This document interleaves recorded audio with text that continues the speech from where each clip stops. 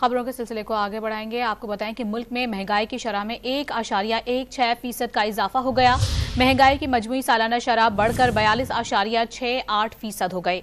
इदारा शुमारियात ने महंगाई से मुतालिक हफ्तावार रिपोर्ट जारी कर दी है। मजीद इस रिपोर्ट में क्या कहा गया है जानेंगे डॉन न्यूज़ के नुमाइंदे ताहिर शेरानी से। ताहिर, आप बताइएगा मजीद।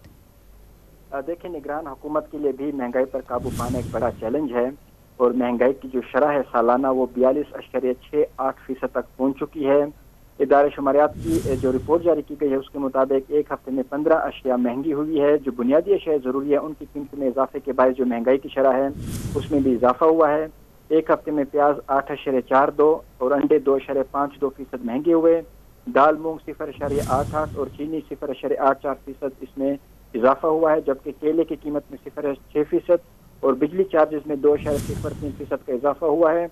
एक हफ्ते में जलाने वाली लकड़ी 0.55 और जो LPG की कीमत है उसमें 0.42% का इजाफा हुआ। तमाम 14 अशिया ज़रूरियात सस्ती हुई, जिसमें टमाटर, इसी तरह चिकन, आलू, टोटा चावल, घी, कुकिंग ऑयल, आटा और डीजल की कीमतों में कमी हुई है। तमाम हालिया हफ्ते 22 अशिया ज़रूरिया की जो कीमतें हैं उनमें कोई इजाफा या कमी नहीं हुई। जी, बहुत शुक्रिया ताहिर शेरानी आपका।